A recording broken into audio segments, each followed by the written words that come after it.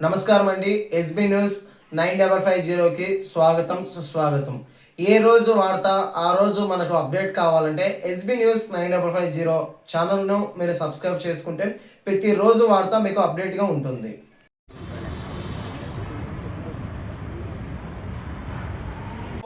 మేము తీర్మానం చేసినట్టు అవి ఆమోదించుకోకుండా ఇంకొక జనరల్ వాడికి పోకూడదన్న ఉద్దేశంతో ముందుకు పోలేదు తప్ప ఎక్కడా దీన్ని జరపకూడదని ఇప్పుడు కూడా చెప్తున్నారు. ఇప్పుడు మళ్ళీ అసెంబ్లీ డేట్ చూసుకొని మళ్ళీ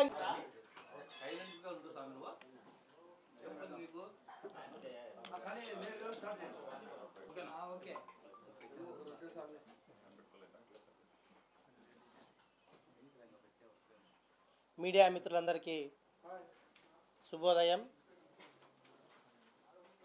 ఈ పత్రికా సమావేశం ముఖ్య ఉద్దేశం ఏమంటే, నిన్నటి రోజున మా మిత్రులు సహచర కార్పొరేటర్లు అయినటువంటి మిత్రులను ఎందుకంటున్నా అంటే, మాతో పాటు దాదాపుగా 3 సంవత్సరాలు మాతో పాటు కలిసి కార్పొరేటర్లుగా ఉన్నారు కాబట్టి మా మిత్రులు సహచర కార్పొరేటర్ని సంబోధించడం జరిగింది.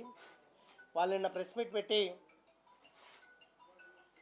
మొన్న జరిగిన సర్వసభ్య సమావేశం గురించి కొన్ని కామెంట్స్ చేయడం జరిగింది.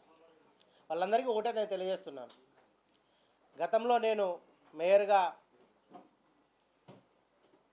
డిసెంబర్ 11వ తేదీన ప్రమాణ స్వీకారం చేసిన తర్వాత నుంచి కూడా సర్వసభ్య సమావేశం పెట్టాలన్న ఉద్దేశంతోనే ముందుకు వెళ్ళడం జరిగింది.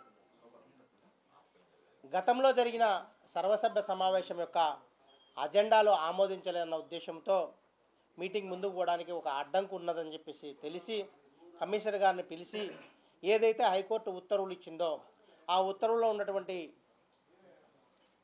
అంశాలన్నింటినీ కూడా అజెండాలో పొందుపరచాలని చెప్పి ఉద్దేశంతో పొందుపరచడం జరిగింది. దానికి కొద్దిగా టైం తీసుకోవడం జరిగింది. దాని తర్వాత మేము సెక్రటరీ గారికి, ఎందుకంటే సర్వసభ్య సమావేశం పెట్టాలంటే అజెండా అనేది ప్రామాణికం కాబట్టి ఆ అజెండాను తయారు చేయమని చెప్పేసి 12/1/2026 తేదీన అప్పుడు సెక్రటరీకి ఒక లెటర్ ఇవ్వడం జరిగింది మేయర్గా. దాని తర్వాత వాళ్ళు ఇంకా అప్పటికి కూడా ప్రపోజల్స్ రెడీ చేయకపోతే 28/1/2026 తేదీ కూడా వాళ్ళకు సెక్రటరీకి గౌరవ కమిషనర్ గారికి కూడా చెప్పడం జరిగింది. చెప్పిన తర్వాత 15th ఫైనాన్స్ గ్రాంట్, ఎందుకంటే అది పెండింగ్ పడిందంటే గతంలో జరిగిన మీటింగు అవి అంశాలు ఆమోదించాలా వద్దా అని చెప్పేసి పాలకవర్గానికి అధికారులకు మధ్య కొంచెం సంఘర్షణ వాతావరణం జరిగింది.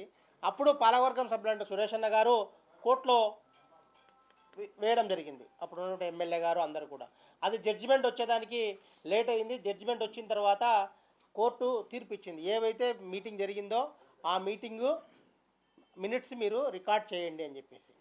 దాని తర్వాత కూడా కొద్ది రోజులు ఆ మినిట్స్ చేయకపోవడం వల్ల అజెండాను తయారు చేయకపోవడము, దాంతో కొంచెం లేట్ అయిన తర్వాత నేను 2 నోటీసులు ఇచ్చిన తర్వాత కమిషనర్ గారు మేము కూలంకషంగా చర్చించి త్వరితగతిన మీటింగ్ పెట్టాలన్న ఉద్దేశంతో అజెండా ప్రిపేర్ చేయమని చెప్పాను.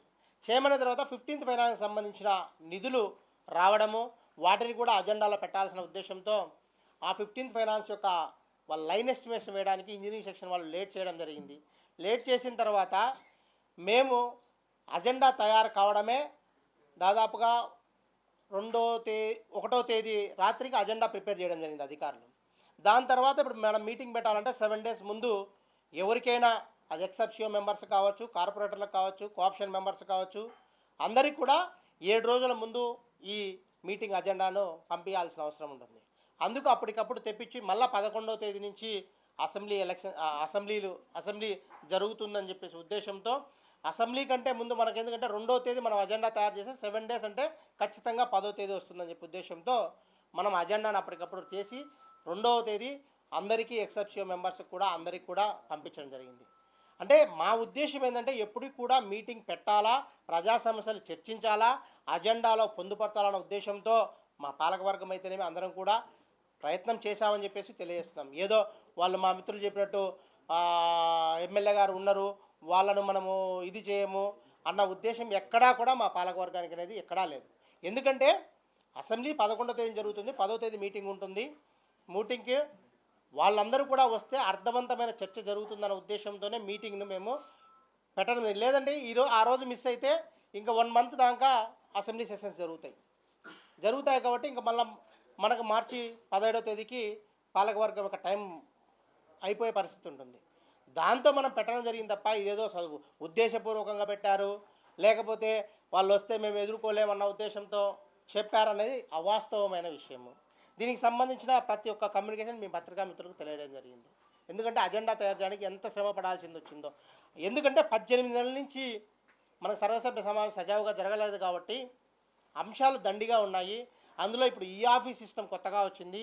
గతంలో అంటే మనం ఏదంటే అజెండా మనం ఏదనుకుంటే అది అజెండాలో పెట్టే కార్యక్రమం ఉంది. ఇప్పుడు ఆ సిస్టమ్ కాదు.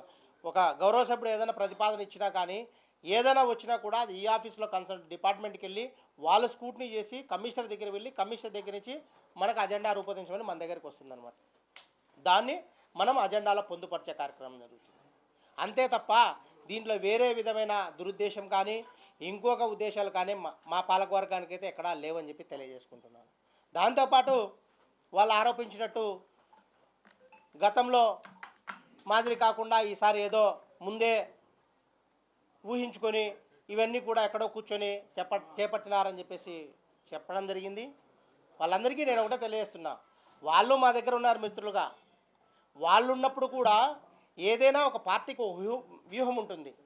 ఆ వ్యూహం ఉన్నప్పుడు జనరల్ బాడీనో ఒక మీటింగో ఏదైనా జరిగేటప్పుడు ఎట్లా చేద్దాము, గతంలో అనేక అవాంతరాలు జరిగినాయి కాబట్టి వాళ్ళు ఉన్నప్పుడు కూడా ఇదే విధంగా మీటింగ్ పెట్టుకోవడం జరిగింది. మా మిత్రులందరూ మొత్తం కార్పొరేట్లు ఇప్పుడు ఎవరైతే ప్రెస్ మీట్లో కూర్చున్నారో వాళ్ళు మేము కూడా ప్రియాంబుల్ మీటింగ్ అనేది గతంలో కూడా పెట్టుకోవడం. ప్రియాంబుల్ మీటింగ్ అంటే ఏది ఆమోదించాలా ఏది ఆమోదించకూడదు అనే కాదు, రేపొద్దున మనం మీటింగ్కి వెళ్ళేటప్పుడు వ్యూహం ఏ విధంగా ఉండాలి అంటే గతంలో అనేక విషయాలు జరిగినాయి కాబట్టి అటువంటి ఆందోళనలు ఏమైనా జరుగుతాయా, జరగాల్సినప్పుడు మనం ఏ విధంగా ఉండాలి అన్న మాత్రమే చర్చించుకుంటారు తప్ప అది కూడా ఆ రోజు జరిగిన విషయం కూడా నేను వీడియో ద్వారా రిలీజ్ చేయడం జరిగింది. అక్కడ మా పార్టీ యొక్క విభాగాల అనుబంధ విభాగాలకు సంబంధించిన కమిటీలు నిర్మించుకోవడానికి మేము అక్కడ మీటింగ్ పెట్టుకోవడంతో త్వరలో అజెండా వచ్చింది కాబట్టి ఈ అజెండా కూడా చర్చించడం జరిగింది. జరగడం అయితే వాస్తవమే, దాంట్లో జరగలేదని ఎక్కడా దాపరికం చేసే పరిస్థితి లేదు. ప్రతి పార్టీకి ఊహం ఉంటుంది. వాళ్ళకి ఏ విధంగా ఇప్పుడు నేను వాళ్ళ మిత్రులను ఒకటే అడుగుతున్నా, మీరు ఎమ్మెల్యే గారికి సరే అసెంబ్లీ ఉన్నది, మేడం గారు రాలేదు, మీకేమైంది, మీరు కడపలోనే ఉన్నారు కదా, అంటే మీ ఊహమే కదా రాకుండా, మీ ఎమ్మెల్యే గారు రాకుండా మీరు రాకూడదు అనేది అది మీరు చర్చించుకొని ఉంటారు కదా. అదేవిధంగా మా పార్టీకి సంబంధించి మేము కూడా చర్చించుకునే కార్యక్రమం జరుగుతుంది అనమాట. నేను ఒకటే వాళ్ళకి చెప్తున్నా, మీరు ఏదైతే ప్రెస్ మీట్లో నిన్న మాట్లాడారో వాటన్నిటినీ కూడా మీరు మీటింగ్కి వచ్చి అక్కడ అర్థవంతమైన చర్చ జరిగేట్టు మీరు చర్చించినంటే కూడా మేము ఆనందం వ్యక్తం చేస్తాం. ఇప్పుడు కూడా వాళ్ళకి చెప్తున్నా, మళ్ళీ ఇదేం చివరి మీటింగ్ కాదు, మళ్ళా మీటింగ్ అసెంబ్లీ సెషన్స్ని బట్టి మళ్ళా మీటింగ్ చెప్తాం. తప్పకుండా ప్రజాప్రతినిధులు అందరూ కూడా హాజరై, ఎందుకంటే అజెండాలో అంశాలను కూలంకషంగా మనం చర్చించినప్పుడే దానికి అర్థవంతమైన చర్చ జరిగినప్పుడు మాత్రమే దానికి ప్రజలకు మనం మేలు చేకూరిన వాళ్ళు అవుతాం అన్న ఉద్దేశంతో మీరు వచ్చి ఏదైతే నిన్న ప్రెస్ మీట్లో చెప్పారో అదే డిస్కషన్ మీటింగ్కి వచ్చి చెప్పిండొచ్చు కదా. మీకైతే మేమే 7 రోజుల ముందు అజెండా పంపించడం జరిగింది. ఎమ్మెల్యే గారికి సరే విప్పు కాబట్టి మేడం వాళ్ళు రాలేకపోతే మీకేమైంది, మీరు వచ్చిండొచ్చు కదా, మీరు చర్చించవచ్చు కదా, మీరు ఏదనుకున్నారో ఆ అంశాలన్నింటినీ కూడా అని మేము తెలియజేస్తున్నాం. అంతేకాదు పీపీపీ మోడ్ గురించి కూడా మాట్లాడడం జరిగింది.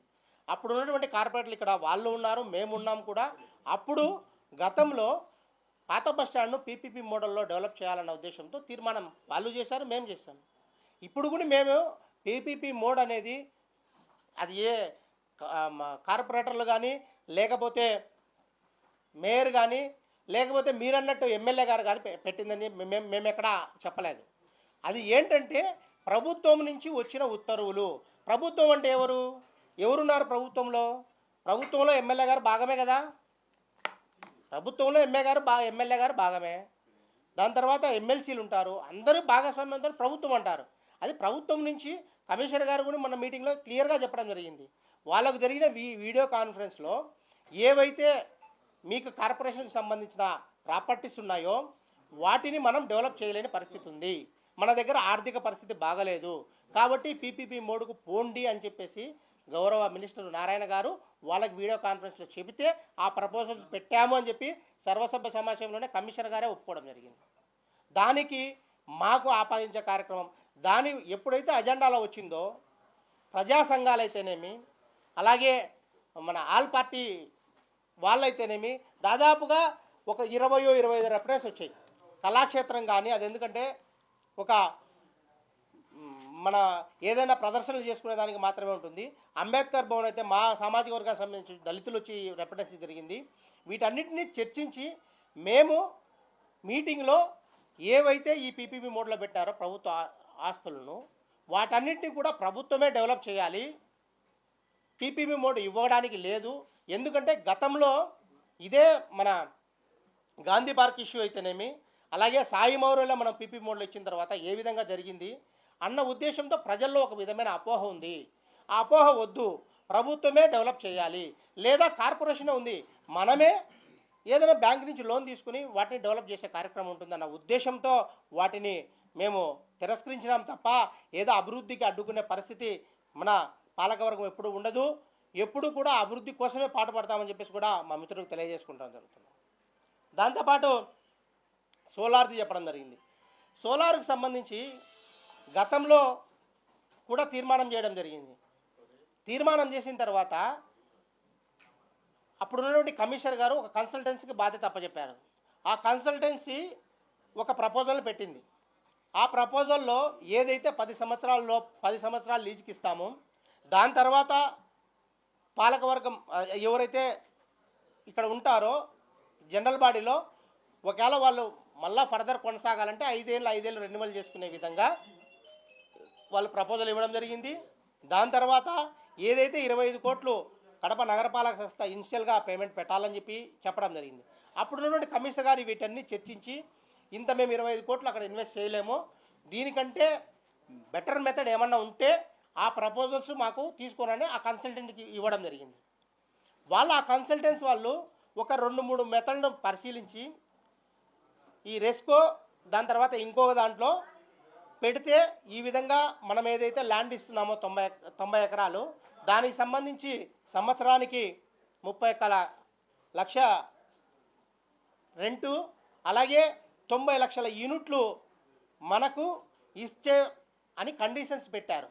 ఇది ఎవరికైనా ఇచ్చే పరిస్థితి కాదు. ఇప్పుడు పెట్టిన ప్రపోజల్స్ ఏంటంటే అవి గురించి అందరు గమనించాల్సింది, అది ఒక ఎక్స్ప్రెషన్ ఆఫ్ ఇంట్రెస్ట్ పిలవడానికి ముందస్తు దీనికోసం మాత్రమే. అది కూడా మా సభ్యులందరూ అటు చర్చించి ఏదైతే ఈ గతంలో జరిగిన ఇన్సిడెంట్ మనం గమనించాం కదా, ఏదైతే సాయి మౌర్యకి ఇచ్చామో లేకపోతే ఇంకో దానికి ఇచ్చామో అవన్నీ కూడా మనము గౌరవ చించోక్ పోలీస్ స్టేషన్కు స్థలం ఇవ్వడం జరిగింది. వాటన్నీ వెనక్కి తీసుకోలేని పరిస్థితిలో ఉన్నాం మనం ఇప్పుడు. కాబట్టి మనము ఒక కమిటీ నియమించి ఒక దాంట్లో ఏంటంటే ఓన్లీ సబ్జెక్ట్ ఒకటే పెట్టడం జరిగింది. గతంలో చేసిన తీర్మానాలకైతేనేమి ఇప్పుడు మనం ప్రవేశపెట్టిన యొక్క అంశానికి డిఫరెన్సెస్ ఏంటి అనేది గౌరవ సభ్యులకి ఎవరికి కూడా అవగాహన లేకుండా పోయింది. దానికోసమని ఒక కమిటీ వేసి ఎవరైతే ఎన్క్యాప్ ఉంటారో అంటే నెట్ క్యాప్ సోలార్ పవర్ చేసేవాళ్ళు వాళ్ళను, అలాగే మన కరెంటుకి సంబంధించిన వాళ్ళను వీళ్ళతో కులంకషంగా చర్చించి ఎక్కడా కూడా కాంట్రవర్షల్ లేకుండా ప్రభుత్వానికి మన కార్పొరేషన్కు ఎటువంటి ఇబ్బంది జరగకుండా, మన ఆస్తులు ఎక్కడా కూడా ఇబ్బంది కడగకుండా దాన్ని మనం ఇచ్చే కార్యక్రమం చేస్తే ఎలా ఉంటుందని చెప్పి ఒక కమిటీని వేయడం జరిగింది.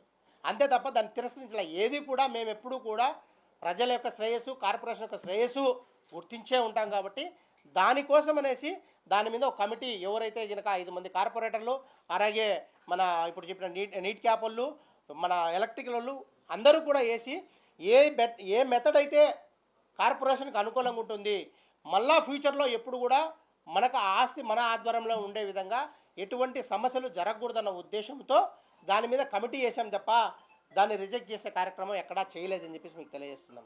మీరు అంటున్నారు గతంలోకి ఇప్పటికీ ఆ డిఫరెన్సెస్ చూపించడానికే ఈ కమిటీ వేయడం జరిగింది.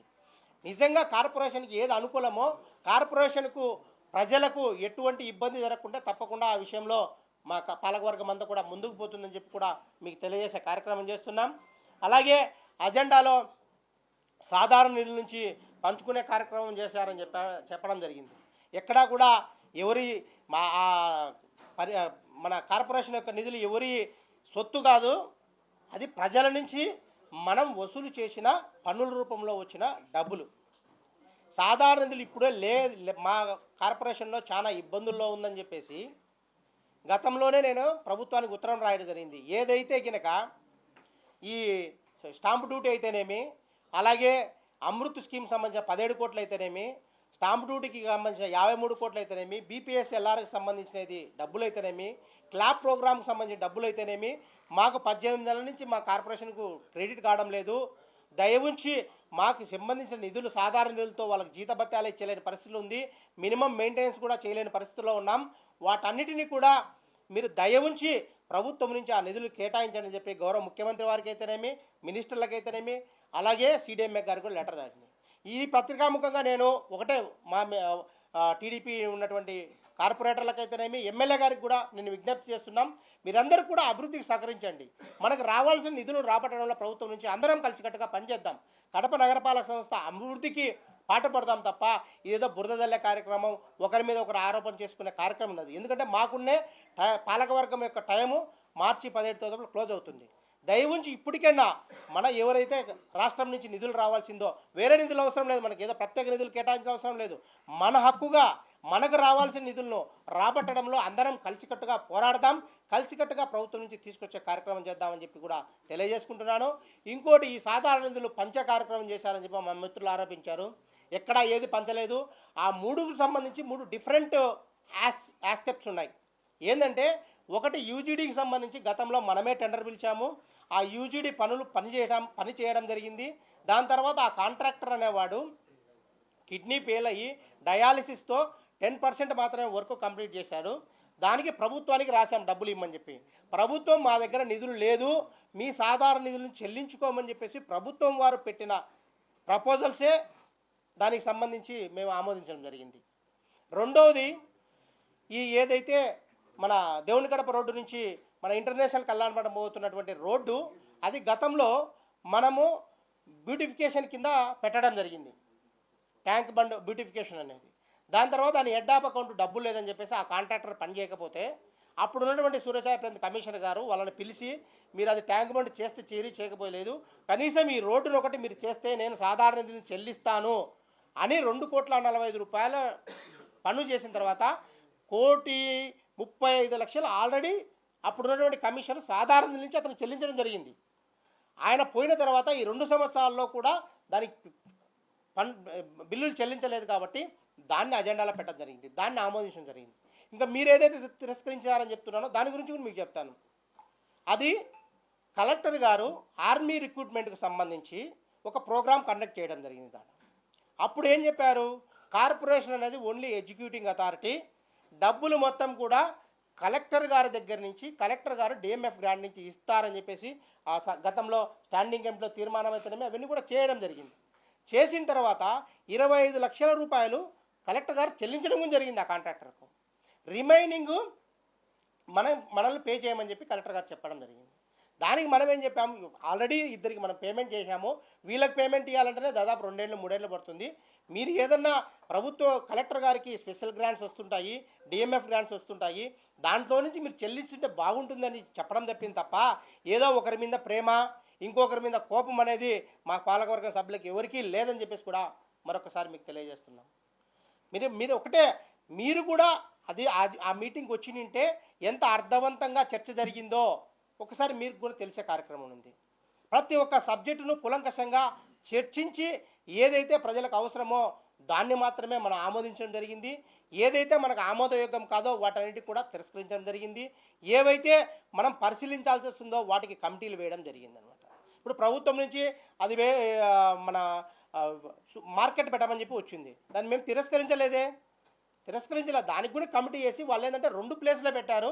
ఆ 2 ప్లేసులు కాకుండా ఇంకా ఏమైనా ప్లేసెస్ పెట్టగలుగుతామో, ఎంతవరకు మన సాధారణ చెల్లించిన సంబంధంలో దానికి ఒక కమిటీ వేయడం జరిగింది. అంతేకాని ఏదో ప్రభుత్వానికి మంచి పేరు వస్తుందనో, మేము ఉండేది ఒక నెల తర్వాత వచ్చే మంచి పేరు అంతా మీరు ప్రభుత్వం నుంచి రావాల్సిన నిధులన్నీ రాబట్టి కడప కార్పొరేషన్ అభివృద్ధి చేయండి, మీ పేరే చిరస్థాయిగా నిలబడిపోతా తప్ప ఏదో ఆ క్రెడిట్ పోగొట్టాలన్న ఉద్దేశం మా పాలకవర్గానికి ఎప్పుడూ లేదని కూడా మేము తెలియజేసుకుంటున్నాం. అలాగే నా మిత్రులు మరొకటి చెప్పడం జరిగింది, ఏవో రోడ్లు వాళ్ళు ఇష్టం వచ్చినట్టు పెట్టుకున్నారు తీసుకున్నారని చెప్పి. అది మీరు ప్రపోజల్స్ ఇచ్చినా అజెండాలకు వస్తుంది, మేము ప్రపోజల్ పెట్టినా అజెండాలకు వస్తుంది. ఏది కూడా ప్రభుత్వ నిబంధనలకు లోపడే. మనం తీర్మానం చేసిన కాపీ మీరు ఒకసారి చూడండి. ఏ కార్పొరేటర్ కానీ ఇచ్చిన యొక్క ప్రపోజల్స్ను దాన్ని కన్సిడర్ తీసుకోమని ప్రభుత్వానికి రాస్తాం. ఆ సాధ్యాసాధ్యాలు ఏదైతే ఆ డిపార్ట్మెంట్ వాళ్ళు ఆ ప్రభుత్వము ఆలోచించి అది ఎంతవరకు హేతబుల్ అని చెప్పి చేయడం జరుగుతుంది తప్ప ఏదో మనం ఇక్కడ తీర్మానం చేసిన తర్వాత అన్నీ అదే విధంగా పోతాయనేది చాలా తప్పు. మేము ఏం చేశాము, అక్కడ ఉన్నటువంటి ప్రజాప్రతినిధులకు వచ్చిన అబ్జెక్షన్స్ను అజెండాలో పొడిచి దీన్ని ప్రభుత్వానికి తెలపడం జరుగుతుంది. ఈ విధంగా అక్కడ వాళ్ళు అడుగుతున్నారు, మీరు ఏదన్నా ఉంటే కన్సిడర్ చేయండి అని చెప్పేసి అది మేము ఆమోదించి ప్రభుత్వం యొక్క ఉత్తర్వుల మేరకు పంపించడం జరుగుతుంది తప్ప ఏదో ఇక్కడ కూర్చొని ఆ రోడ్డుని ఇంత ఈ రోడ్డుని ఇంత తీసేసి ఉంటే ఇప్పుడు మాస్టర్ ప్లాన్ రోడ్ను ఎప్పుడో తీసేసుకునేందేమో. మాస్టర్ ప్లాన్ రోడ్డు ఉన్న అన్నీ అవకతవకలు ఉన్నాయి, కానీ అటువంటి పరిస్థితి పాలకవర్గానికి ఉండదని మీకు తెలుసు. తెలిసినా ఏదో బురద జల్లాల కార్యక్రమంలో చేస్తున్నారు. దయ ఉంచి నేను వాళ్ళందరికీ కూడా ఒకటే విజ్ఞప్తి చేస్తున్నా, మీరందరూ కూడా ఎమ్మెల్యే గారి మీద ఒత్తిడి తీసుకొని రండి. మా పాలకవర్గం కూడా తప్పకుండా ఒత్తిడి తీసుకొద్దాం. మన పాలకవర్గానికి రావాల్సిన నిధులు అంటే మన హక్కుగా రావాల్సిన నిధులను మనం రాబట్టే విధంగా ముందుకు పోదాం తప్ప ఇదేదో ఊరికే వాళ్ళు పెట్టారు వీళ్ళు పెట్టారు ఇది పరిస్థితి దయవుంచి బురద జల్లే కార్యక్రమం చేసుకోవద్దండి. ఎవరం కూడా ప్రజల అవసరం కోసం ప్రజా సంక్షేమం కోసం ఉన్నాం కాబట్టి అందరము కలిసికట్టుగా ఈ నగరపాలక సంస్థ అభివృద్ధికి తోడ్పడదామని చెప్పేసి తెలియజేసుకుంటూ సెలవు తీసుకుంటున్నాం.